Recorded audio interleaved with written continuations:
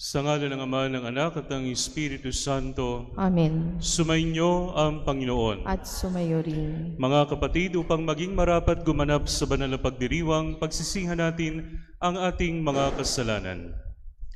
Sinugong tagapagpagaling sa mga nagsisisi, Panginoon, kaawaan mo kami. Panginoon, kaawaan mo kami.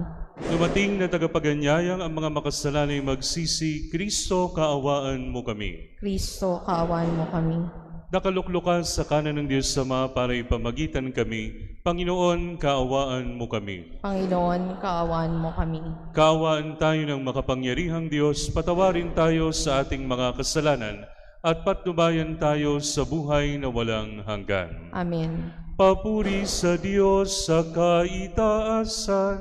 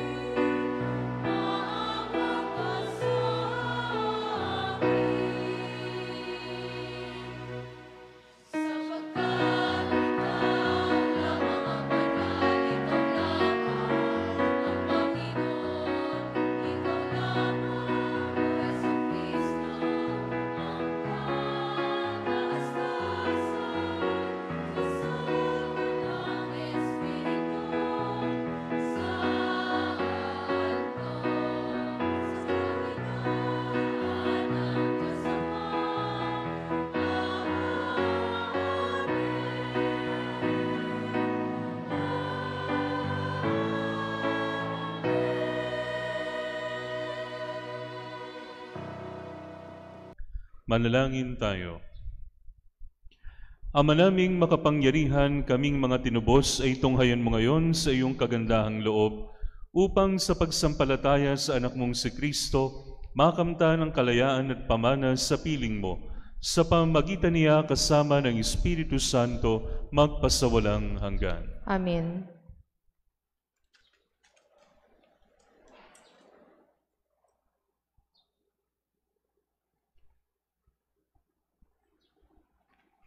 Ang salita ng Diyos mula sa mga gawa ng mga apostol.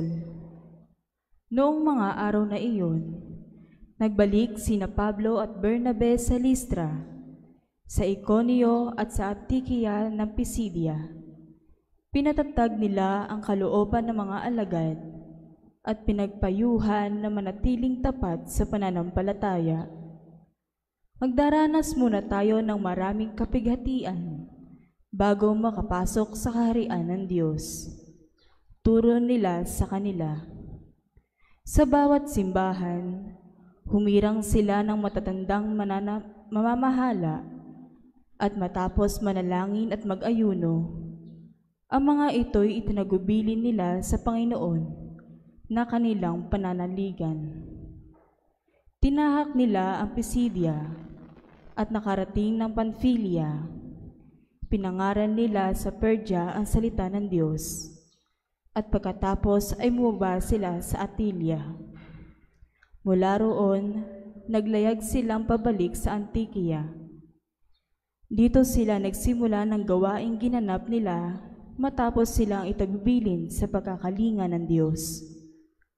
Pagdating doon, tinipon nila ang mga kaadib ng simbahan at isinalaysay ang lahat ng ginawa ng Diyos sa pamamagitan nila at kung paanong binuksan niya ang daan upang makapanampalataya ang mga hentil. Ang salita ng Diyos. Salamat sa Diyos. Diyos ko at aking hari, pupurihin kitang lagi. Diyos ko at aking hari, pupurihin kitang lagi. Ang Panginoon Diyos ay puspos ng pag-ibig at lipos ng habag. Banayad magalit, ang pag-ibig niya ay hindi kumukupas. Siya ay mabuti at kahit kanino'y hindi nagtatangi. Sa kanyang nilikha, ang pagtingin niya ay mamamalagi. Diyos ko at ang aking hari, pupurihin kitang lagi. Magpupuring lahat sa iyo, o poon ang iyong nilalang. Lahat mong nilikha ay pupurihin ka't pasasalamatan. Babanggitin nila ang tunay na dakila ang iyong kaharian, at ibabalitang tunay kang dakila't makapangyarihan. Diyos ko at aking hari, pupurihin kitang lagi. Dakila mong gaway upang matalastas ng lahat ng tao. Mababatid nila ang kadakilaan ng paghahari mo. Ang paghahari mo'y sadyang walang hanggan, hindi magbabago. Diyos ko at aking hari, pupurihin kitang lagi.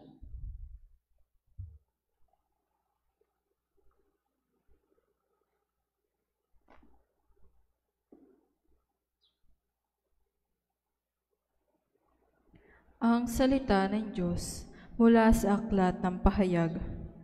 Akong si Juan ay nakakita ng isang bagong langit at isang bagong lupa. Wala na ang dating langit at lupa, wala na rin ang dagat, at nakita ko ang banal na lungsod, ang bagong Jerusalem, bumababang galing sa langit, buhat sa Diyos. Gaya ng babaeng ikakasal, gayak na gayak sa pagsalubong sa lalaking mapapangasawa niya. Narinig ko ang isang malakas na tinig mula sa trono. Ngayon, ang tahanan ng Diyos ay nasa piling na ng mga tao. Mananahan siyang kasama nila, at sila'y magiging bayan niya.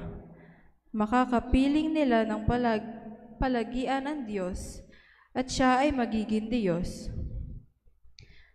Siya ay magiging Diyos nila, at papahirin niya ang kanilang mga luha. Wala nang kamatayan, dalamhati, pag-iyak, at sakit sapagkat lumipas na ang dating mga bagay. Pagkatapos ay sinabi ng nakaupo sa trono, ngayon, binabago ko ang lahat ng bagay. Ang salita ng Diyos. Salamat sa Diyos.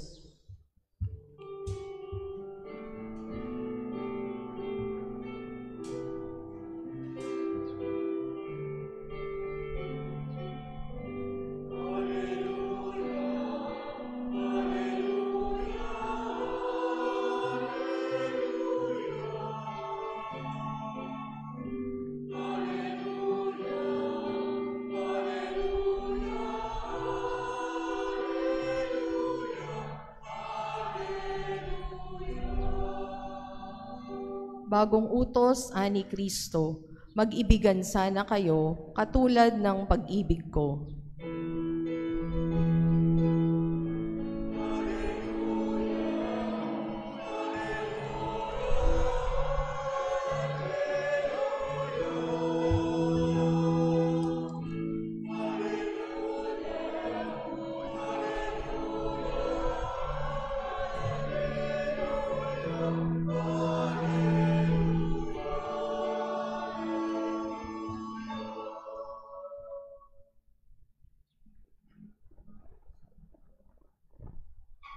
Sumainyo ang Panginoon. At sumayo rin. Ang mabuting balita ng Panginoon ayon kay San Juan. Papuri sa iyo, Panginoon.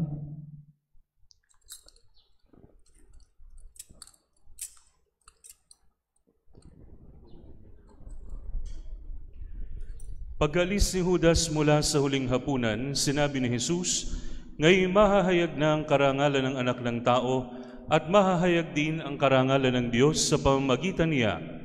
At kung mahayag na ang karangalan ng Diyos, ang Diyos naman ang maghahayag ng karangalan ng Anak at gagawin niya ito agad.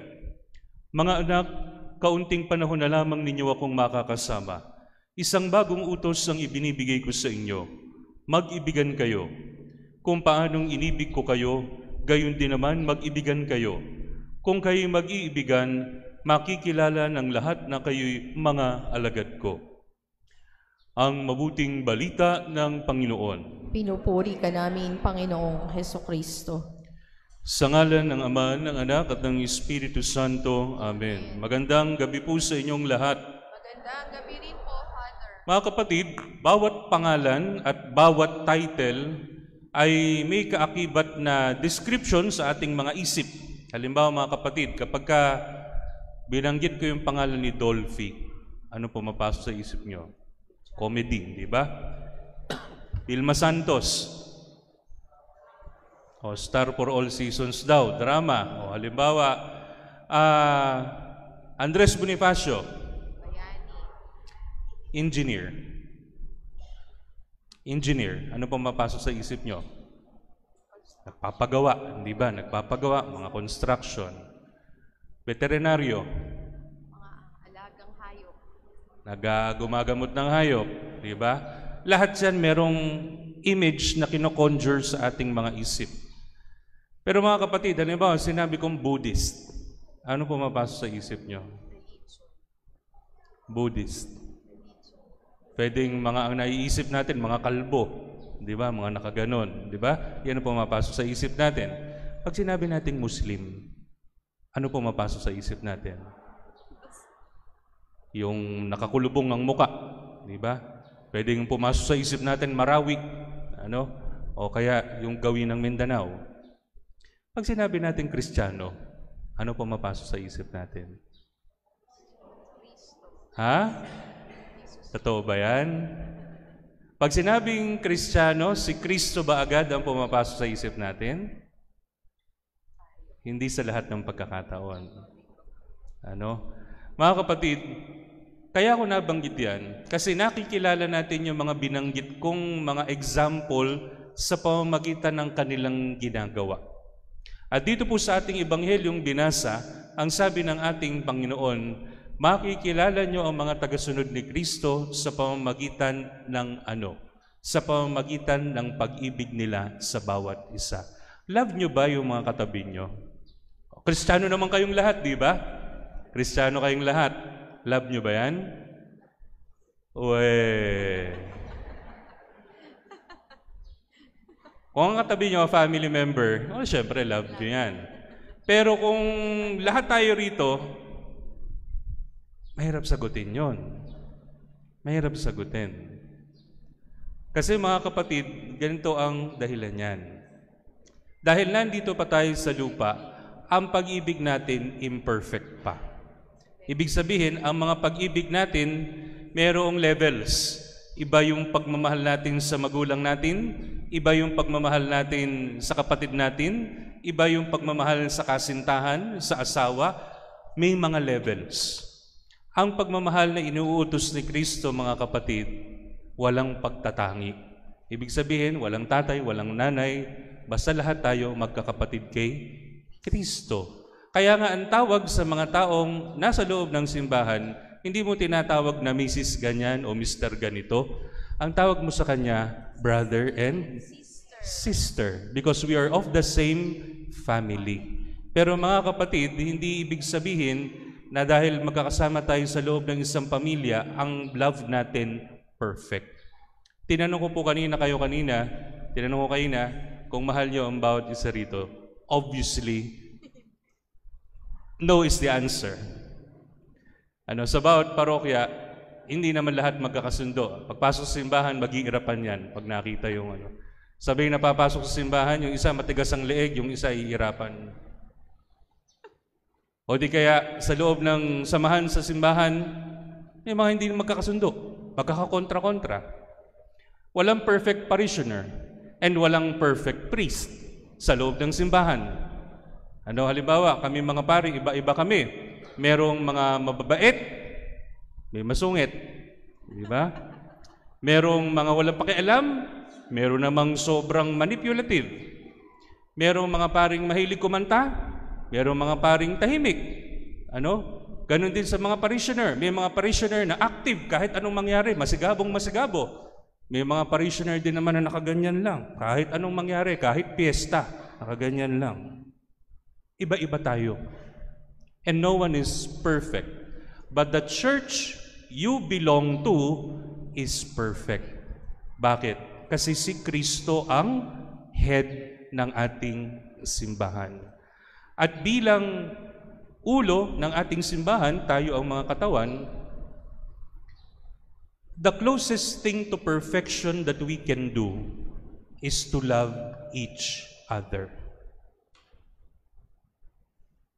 Ulitin ko po, no one is perfect, but the closest thing that we can do to be perfect is to love each other. Father, imposible. Mga kapatid, hindi imposible. Mahirap, pero posible. Hindi natin magagawa yan, mga kapatid, sa sarili lang natin. Hindi natin magagawa yan. I know for myself that I cannot love everybody equally. Pero mga kapatid, iba yung issue ng sarili natin doon pagka pumasok na si Kristo. Kasi kapag ka pumasok na si Kristo dyan, hindi na ikaw yung nabubuhay kung hindi si Kristo ang nabubuhay sa iyo. Yun yung sabi ni St. Paul. Ang sabi niya, it is not I, but Christ who lives in me. Ang ipapadama na natin, mga kapatid, hindi na lamang yung pag-ibig natin, kung hindi yung pag-ibig ng Diyos na nagmahal sa atin. Mga kapatid, sa loob ng simbahan, habang nandito tayo sa lupa, talagang meron pong difficulty ang pagmamahal. Pero hanggat maaari, hanggang sa makakaya natin, tularan natin ang Panginoon sa kanyang pag-ibig. Alam niyo po mga kapatid, ang sabi po sa Gawa ng mga Apostol, ang sabi ng mga nakakita sa mga unang Kristiyano, see how they love each other. Tingnan niyo kung gaano nila mahalin ang isa't isa. Sana mga kapatid, hindi na lang manatiling pangarap yung ganun. Sana hindi na lang yun nangyari noong unang panahon. Sana mangyari yun ngayon sa panahon natin, sa gitna natin. Ito po ang ating ipanalangin at pagsikapan sa linggong ito sa ngalan ng Ama, ng Anak at ng Espiritu Santo. Amen. Pahayag natin ang ating pananampalataya. Sumasampalataya ako sa Diyos samang makapangyarihan sa lahat, na may gawa ng langit at lupa. Sumasampalataya ako kay Hesukristo, iisang anak ng Diyos, Panginoon nating lahat. Nagkatawang tao siya lalang ng Espiritu Santo, ipinanganak ni Santa Mariang Birhen, pinagpakasakit ni Poncio Pilato, ipinako sa krus, namatay, inilibing, nanawag sa kinaroroonan ng mga yumao, nang may ikatlong araw na buhay na maguli, umakyat sa langit, naluklok sa kanan ng Diyos amang makapangyarihan sa lahat. Doon magmumula ang paririto at huhukom sa nangabubuhay at nangamatay na tao. Sumasampalataya naman ako sa Diyos Espiritu Santo, sa banal na simbahang Katolika, sa kasamahan ng mga banal, sa kapatawaran ng mga kasalanan, sa pagkabuhay na muli ng mga namatay na tao, at sa buhay na walang hanggan. Amen. Mga kapatid, halina't hilingin sa mapagmahal na Ama na manatili tayo sa utos ng pag-ibig. Ang atin pong itutugon, Panginoon, pag-isahin kami sa iyong pag-ibig. Panginoon, pag-isahin kami sa iyong pag-ibig. Upang ang bagong hirang na Santo Papa ay makilala bilang tunay na alagad ni Kristo sa kanyang pamumuhay sa pag-ibig, dumalangin tayo. Panginoon, pag-isahin kami sa iyong pag-ibig. Upang ang mga bagong halal na mga pinuno ng pamahalaan ay manungkulan ayon sa batas ng pag-ibig ng Panginoon, dumalangin tayo. Panginoon, pag-isahin kami sa iyong pag-ibig.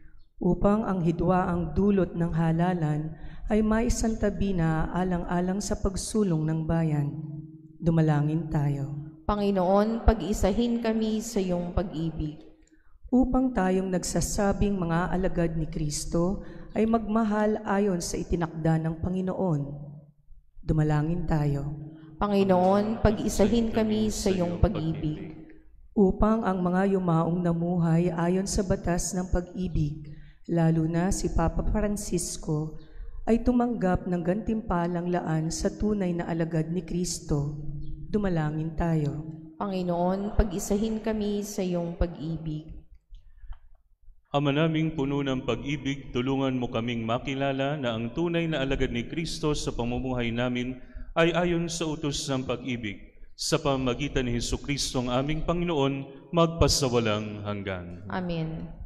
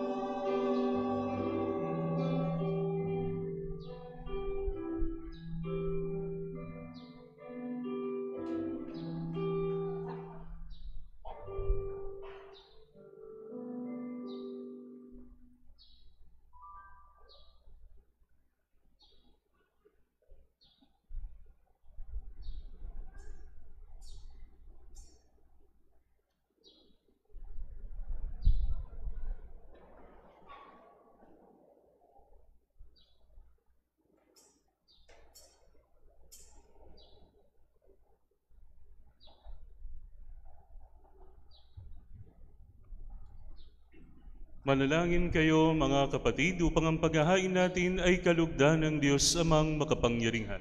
Tanggapin nawa ng Panginoon itong paghain sa iyong mga kamay, sa kapurihan niya at karangalan sa ating kapakinabangan at sa buong sambayanan niyang banal.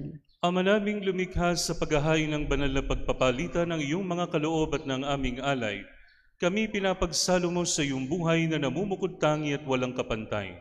Ipagkaloob mo ang aming pakikinabang sa iyong pakikisamang aming maasahan ay siya ring umiral sa aming pamumuhay araw-araw, sa pamamagitan ni Jesucristo kasama ng Espiritu Santo magpasawalang hanggan. Amen. Sumainyo ang Panginoon. At sumayo rin. Itaas sa Diyos ang inyong puso at diwa. Itinaas na namin sa Panginoon. Pasalamatan natin ang Panginoong ating Diyos. Marapat na siya ay pasalamatan. Ama naming makapangyarihan, tunay ngang marapat na ikaw ay aming pasalamatan.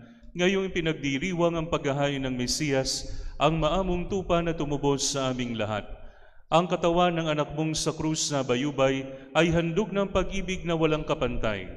Ito ang paghahaing ganap mong kinalugdan, ito ang nilunggati ng dating pag-aalay. Ang buong sarili ng anak mong si Jesus ay inihain sa iyo upang kami matubos.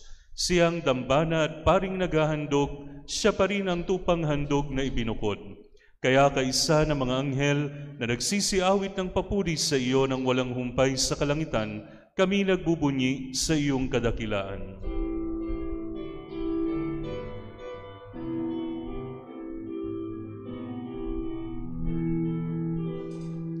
Santo, Santo, Santo, Panginoong Diyos, napupuno ang langit at lupa ng kadakilaan mo.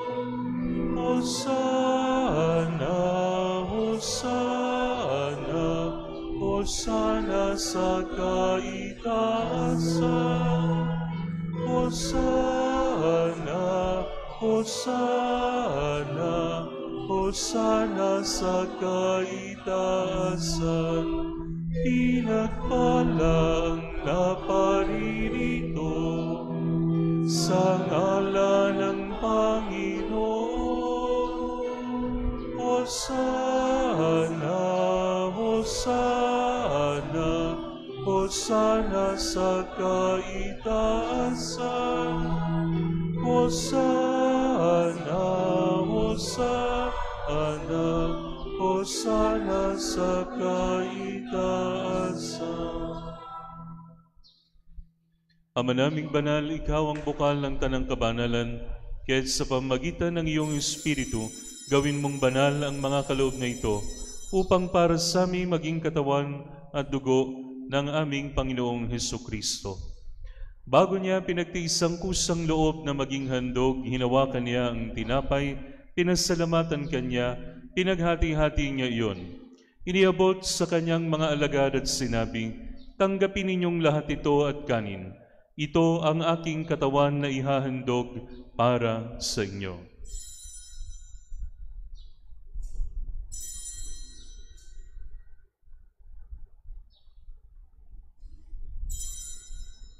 Gayun din naman nung matapos ang hapunan, hinawakan niya ang kalis, muli kanyang pinasalamatan. Iniabot niya ang kalis sa kanyang mga alagad at sinabi, tanggapin ninyong lahat ito at inumin.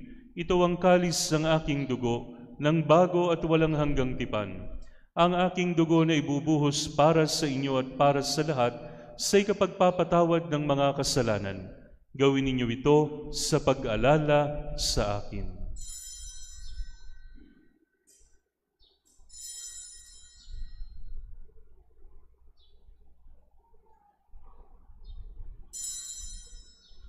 Ipagbunyi natin ang misteryo ng pananampalataya. Sa krus mo at pagkabuhay, kami tinubos mong tunay. O Jesus, naming mahal, iligtas mo kaming tanan. O Jesus, naming mahal, ngayon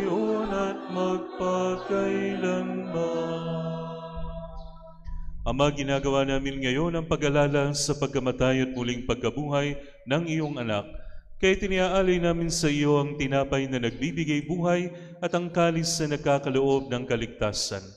Kami nagpapasalamat dahil kami iyong minarapat na tumayo sa harap mo para maglingkod sa iyo. Isinasamo namin kaming magsasalo-salo sa katawan at dugo ni Kristo ay mabuklod sa pagkakaisa sa pamamagitan ng Espiritu Santo. Amalingapin mo ang iyong simbahang laganap sa buong daigdig. Puspusin mo kami sa pag-ibig kaysa ni Leon na aming Papa at ni Dennis na aming Obispo at ng Tanang Kaparian. Alalahanin mo rin ang mga kapatid naming nahimlay nang may pag-asang sila'y muling mabubuhay, gayon din ang lahat ng mga pumanaw. Kaawaan mo sila at patuloyin sa iyong kaliwanagan.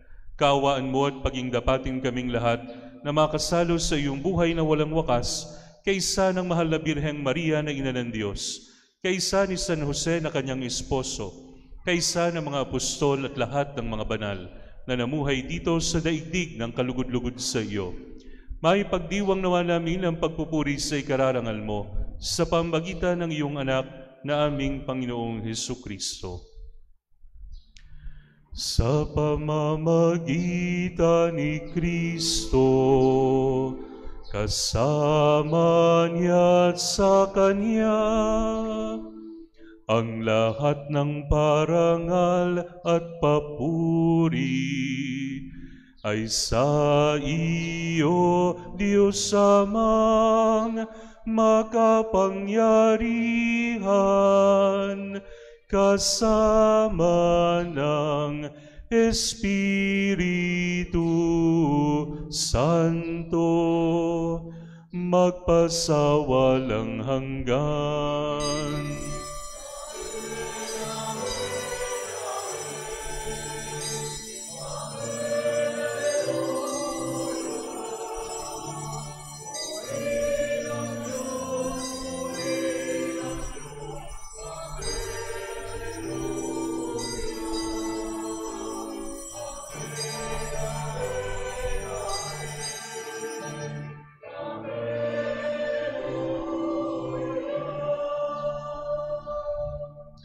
Sa tagubili ng mga nakagagaling na utos sa turo ni Jesus sa Panginoon natin at Diyos, ipahayag natin ng lakas loob. Ama namin, sumasalangit ka, sambahin ang ngalan mo, mapasa amin ang kaharian mo, sundin ang loob mo dito sa lupa para nang sa langit. Bigyan mo kami ngayon ang aming kakanin sa araw-araw, at patawarin mo kami sa aming mga sala para ng pagpapatawad namin sa nagkakasala sa amin, at huwag mo kaming ipahintulot sa tukso, at iadya mo kami sa lahat ng masama. Hinihiling namin kami iadya sa lahat ng masama, pagkalooban ng kapayapaan araw-araw, iligtas sa kasalanan at ilayo sa lahat ng kapahamakan, samantalang aming pinananabikan ang dakilang araw ng pagpapahayag ng tagapagligtas naming si Jesucristo.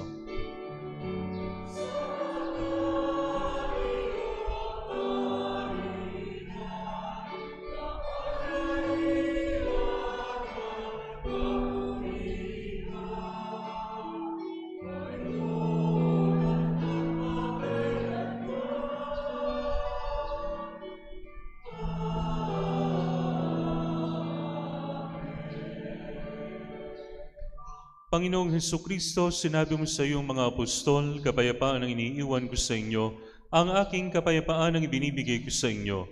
Tunghayan mo ang aming pananampalataya at huwag ang aming mga pagkakasala. Pagkalooban mo kami ng kapayapaan at pagkakaisa ayon sa iyong kalooban, kasama ng Espiritu Santo, magpasawalang hanggan. Amen. Ang kapayapaan ng Panginoon ay laging sumainyo. At sumayo rin. Magbigayan kayo ng kapayapaan sa isa't isa.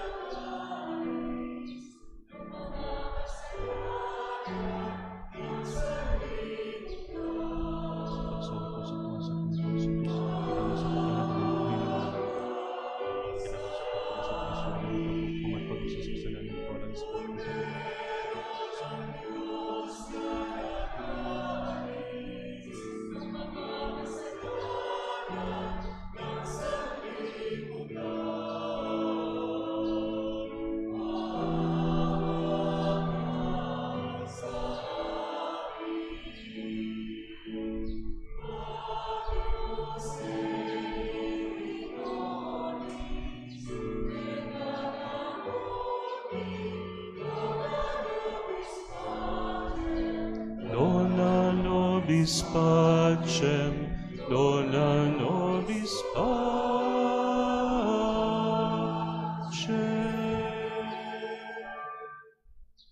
Ito ang kordero ng Diyos, ito nag-aalis ng mga kasalanan ng sanlibutan.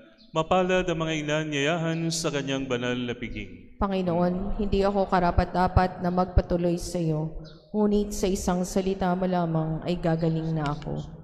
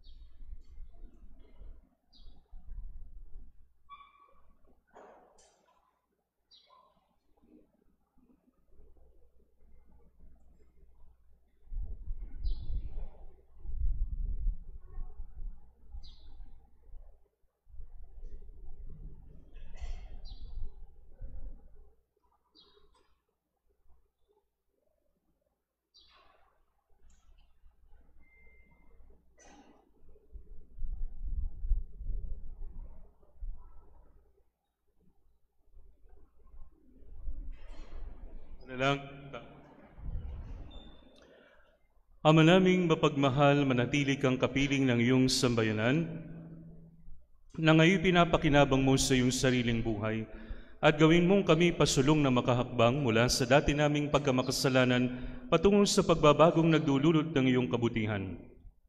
Sa pamamagitan ng Jesucristo, kasama ng Espiritu Santo, magpasawalang hanggan. Amen. May mag-aalay po ba ng bulaklak? Mag-aalay na po tayo ng bulaklak.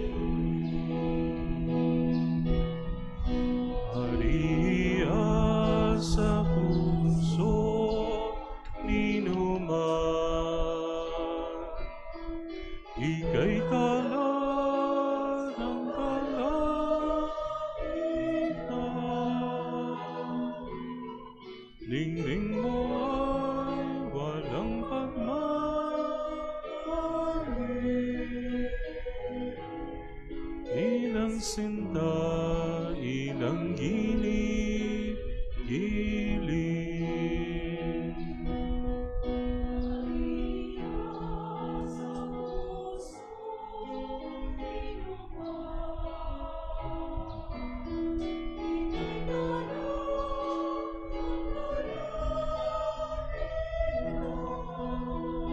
Palakpakan po natin ang ating mahal na Birhen Maria.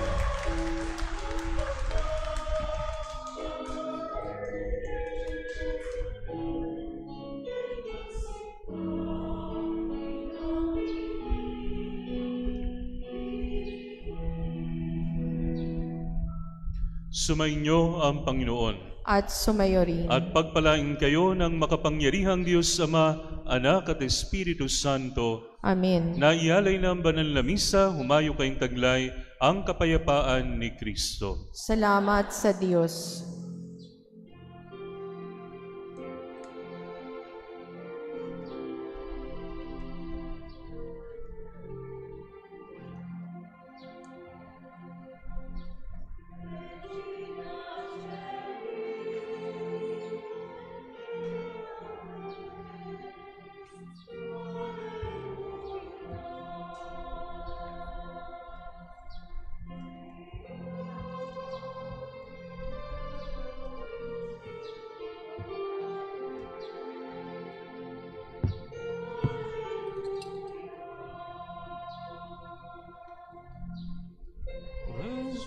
Resurrexit, sicut dixit. Alleluia. Ora pro nobis Deum. Alleluia.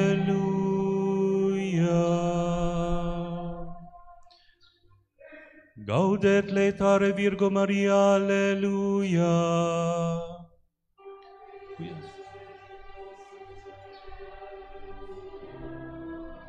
Oremus, Deus, qui per resurrectionem Filii Tui Domini nostrum Iesu Christi, mundum letificare dignatus es, presta quesumus, ut per eius ingenitricem Virginem Mariam, perpetue capiamus gaudie vitae, per iundem Christum Dominum nostrum.